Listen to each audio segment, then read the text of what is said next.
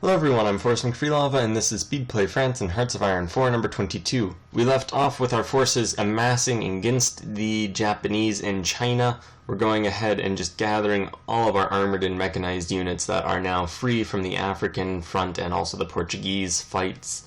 And we're just going to send them up to the north. I had previously been sending them down to southern China, however it seems as though we're doing decently well down there, and besides, I don't really want to fight up against mountains with just the plains off to our distant side. I'd rather go in where we can cut them off in a few areas. We also go ahead and do a bit of a reorganization of our military forces, try to just make it a little bit more sensible and kind of just consolidate commands. Hopefully that will all work out decently well together, and we go ahead and just begin attacking from the south, which is actually meeting some considerable success, which is quite nice. The air war for the English Channel is just kind of going on, and we do have 8 groups of Marines who we are just going to keep over by the coast. Hopefully we'll win the air war at least, at some point soon. I do think we're winning it slightly, though. Over here in China, which we've been looking at for just a moment, we are advancing pretty well, actually.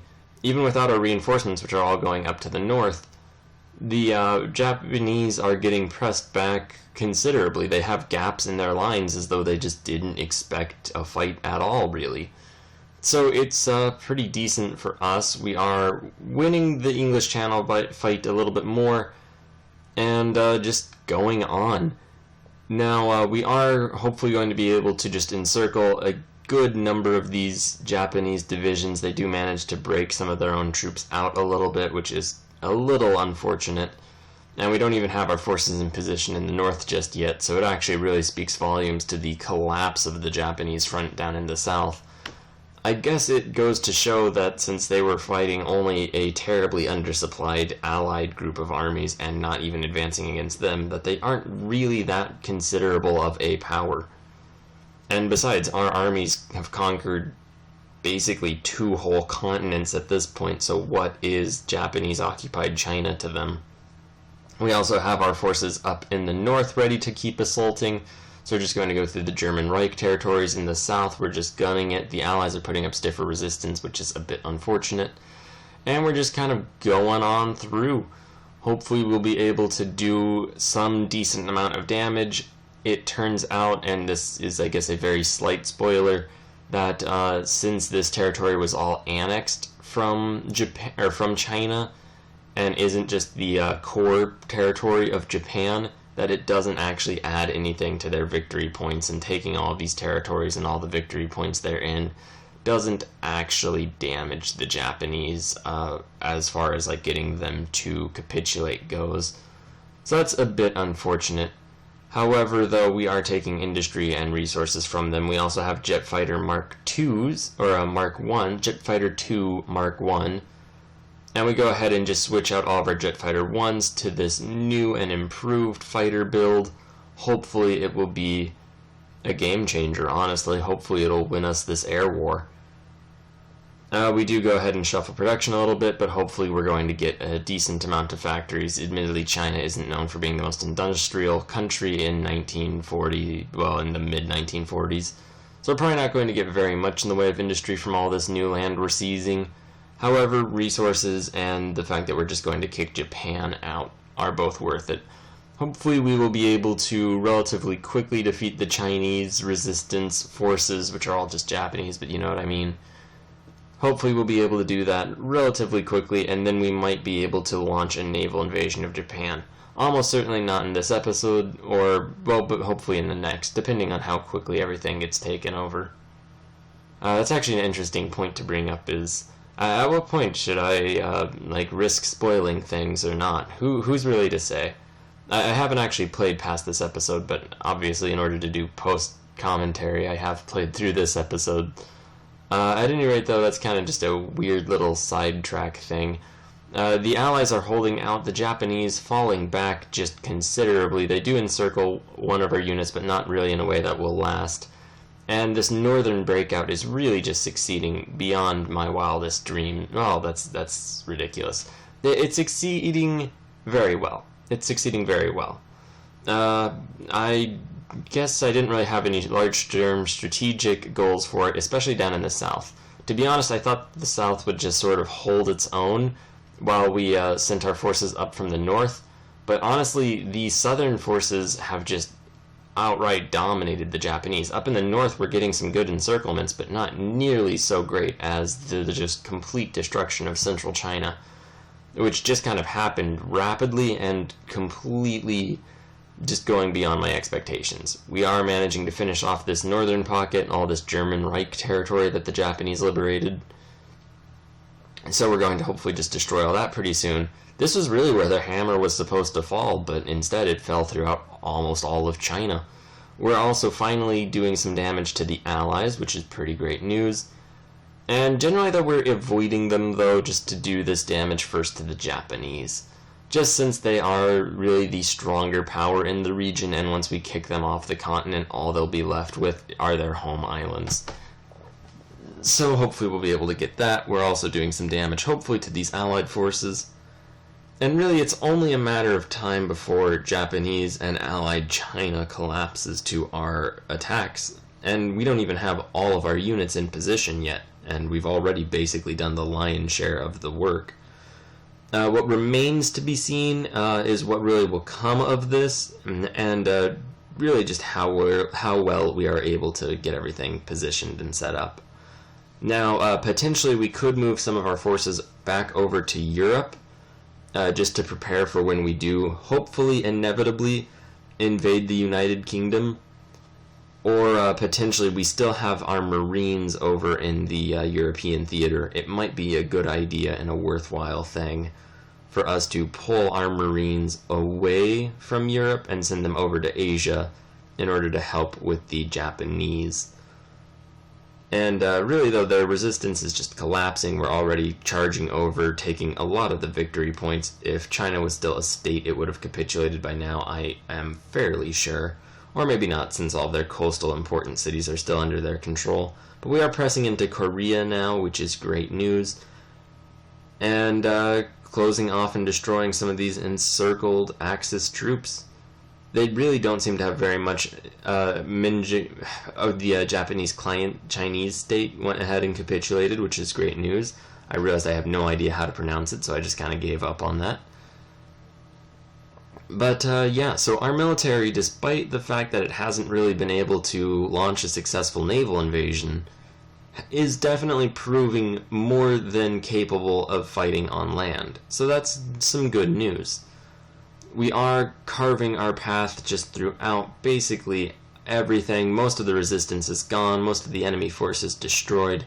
Up in the north there are still a few, but at this point it really does seem as though it's just a matter of us, except for against the allies, which are putting up some resistance, of us just moving our armies where they need to go. And really, once we take all the ports, hopefully they won't be able to supply their forces anymore, so we won't even have to worry about them just retaking the territory. But at this point, it seems as though the largest bit of effort is going to be just clicking all the provinces we want our troops to go and take. And we've already taken quite a few. So yeah, the war is definitely going very well for us all of a sudden. We are charging into Korea, which is basically actual Japanese-controlled territories that they started with, so maybe it's core. We also do go ahead and send our Marines over, where we go ahead and set up a naval invasion route. It'll take them quite a while to actually show up. However, once they do, hopefully we'll be able to just really quickly roll on into that naval invasion of Japan and their home islands. And that means we are sticking with the plan where instead of sending our troops back to Europe, we're probably going to keep the lion's share of our forces, or really almost the entirety of them, near Japan, so that if the naval invasion goes poorly, then we'll be able to ship over reinforcements rather quickly. Meanwhile, though, we are just seizing the interior of China, also the coast and the southern bits, mainly the interior up in the north. What once was just a amazing amount of Japanese control is dwindling to just de facto control over various countrysides that we just haven't bothered to send troops to yet. We also managed to take this Air Force base, really the last place we took, and we go ahead and put 100 jet fighters and 10 strategic bombers. and it'll take a little while for those to actually show up, so we're not actually going to give them orders just yet. We're also sending more orders to all of our things, just telling them where to go, what to do. We have to basically give them massive shift orders to go and occupy everything. Every once in a while they might run out of organization, so they'll just kind of stop. And if they're controlled by the AI, then they might just sort of go faff about and go somewhere else that we don't actually want them to. At any rate, though, so that's really the biggest thing, is now just sending all of these shift orders and making sure that everyone kind of just gets where they need to go. Resistance has basically collapsed. The Allies have taken over quite a large section of this area, but not really doing anything with it, and it's really just them picking on the collapsing Japanese, which I wouldn't say is strategically smart at all. We also send 100 jet fighters over to Japan, clearing the way for our strategic bombers, and we go ahead and just nuke Tokyo, Nagoya, and the atomic bombing of Tokyo. There we go, the Emperor survived. Weird that we get to know that the Japanese Emperor survives, but the British royal family is missing. At this point, if they're still missing, they're probably gone. A third nuke we dropped, you might have seen that. So yeah, that doesn't really do very much damage to the Japanese. However, apparently that was Kyoto. Osaka is Kyoto, apparently. And so yeah, the old and the new capitals of Japan have been destroyed in nuclear fire. That was all of our nuclear weapons for now, though. So we're just going to go ahead and continue taking over China. So it turns out that there really isn't any great strategic advantage that we get from nuking people. It seems to just kind of be that we'll get to see neat little flavor text bits. So, yeah, hopefully no one ever bothers to nuke Paris, because I don't actually want to see that bit of flavor text. At least not like that. Maybe I'll go Google it at some point. I would recommend you all do that if you're interested in it, because hopefully we're not going to see it in this series, although, you know, knock on wood. Although, hopefully the air war has been going well. I'm not actually sure. We haven't checked it in a little while. But, yeah, at any rate, though, we are making progress against the Allies. It seems as though they've finally gone a bit too far. Japanese resistance is completely broken down on the mainland, and it appears as though Allied resistance is also breaking down considerably now that we actually have a decent number of forces near them. At this point, you might notice that the video has been at a pretty decent clip for a while. It's mainly because I wanted to conquer all of China before ending this video, so we ended up making it run a little bit long, and thus had to speed it up a little bit more than usual in order to make sure that it actually took a reasonable amount of time to get through everything. It's just at 6 times speed, which is, well, it would be too quickly if anything truly significant happened. It was a little bit quick for that triple nuclear attack on Japan, I would say. However, the general invasion of China was just honestly such a cakewalk that I don't think we really would have gained very much from seeing it in slower, more methodical detail. At any rate, though, with the Chinese front almost entirely under our control, we do have to look towards the future, and the future seems to be in a naval invasion of Japan, which doesn't even have 100 fighters anymore, apparently, because we still are dominating their home islands. And yeah, we go ahead and ship some naval forces over in the British English Channel area. We are dominating that.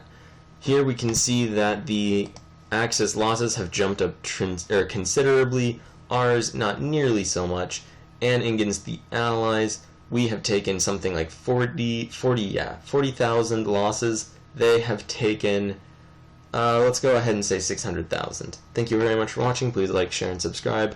We will be back with more tomorrow as we hopefully invade the Japanese home islands. Have a great day.